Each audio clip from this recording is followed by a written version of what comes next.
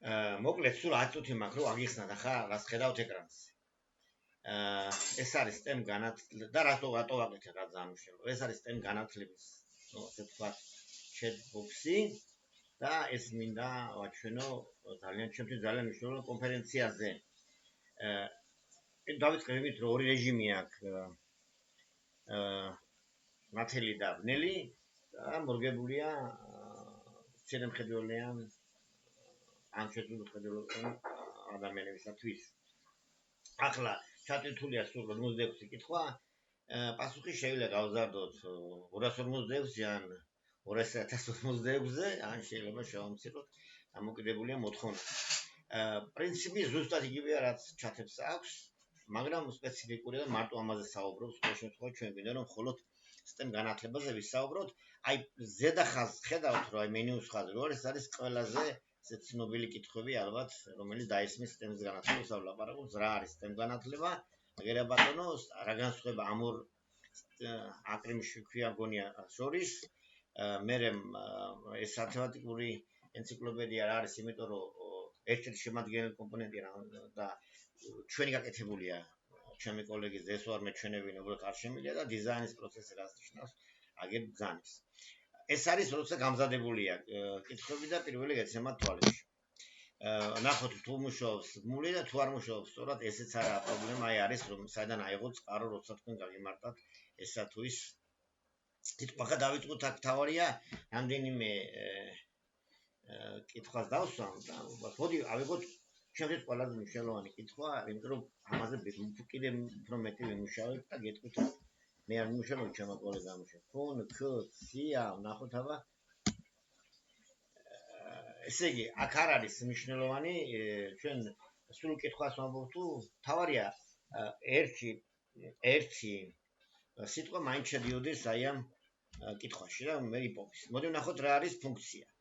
და ფუნქცია არის მიმართე ორ სიმრავლეს შორის, სადაც პირველი სიმრავლიდან თითოეული ელემენტს უკავშირდება. ზუსტად ერთი ელემენტი მეორე სიმრავლიდან.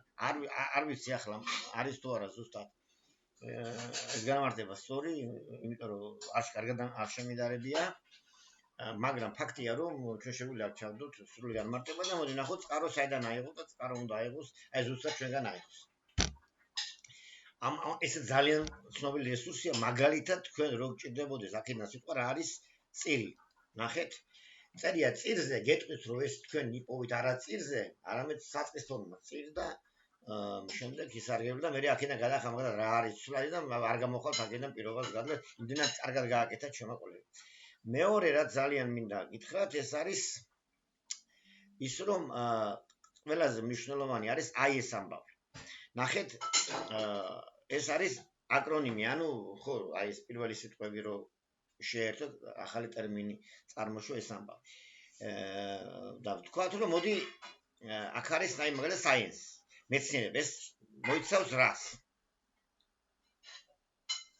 ხო საინტერესოა, აქ არ ჩავდეთ. სად შეიძლება იყოს აი ეს ამ კითხვაზე პასუხი? აი STEM-ში რომ მეცნიერება შედის, რას ნიშნავს? მოდი ახლა აქ დავწეროთ ერთი წუთით მეცნიერება. მეცნიერება. და ვნახოთ რას იზამს. აი რა შედის science-ში? science კომპონენტში. ეს შედისო ფიზიკა, ქიმია, ბიოლოგია, დედამიწის მეცნიერებები. და ფოკუსირებულია ბუნებრივი მოვლენების დაკვირვებაზე და ასე შემდეგ. მოდი ვნახოთ მეორე კომპონენტი. სწორია. მე ახლა გადავალ, იმიტომ რომ არ შემეშალოს არ მინდა და ვთქვათ, რა არის ტექნოლოგია?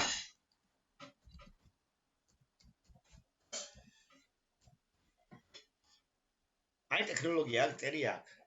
ხიზუსტეზე ახლა არ გვაქვს პრეტენზია, ბუნებრივია და თავარი სიტყვაც მინდა ამით. რა შუაში აქვს ყველაფერი ამასთან ეროვნული ბიბლიოთეკა. საქმე იმაშია, რომ ეროვნული ბიბლიოთეკას აქვს უდიდესი ბაზა იმისთვის, რომ ყველა ამ კითხვაზე პასუხი გაგცეთ სხვადასხვა რესურსიდან. ხო დამეთანხმებით. მათ შორის ლექსიკონებით, მათ შორის სხვა ციფრული ლექსიკონი და სხვათა შორის მოდი ახლა ვნახოთ რა კავშირი შეიძლება იყოს ლექსიკონსა და STEM შორის, STEM განათლებას შორის. ან ხელოვნური ინტელექტსა და ამ შორის და ასე შემდეგ. მოდი არ ვიცი რა შეტანილი ლექსიკონი, აბა ნახოთ. საერთოდ ლექსიკონი თუ არის ტერმინი. არ არის. რა ხდება, როცა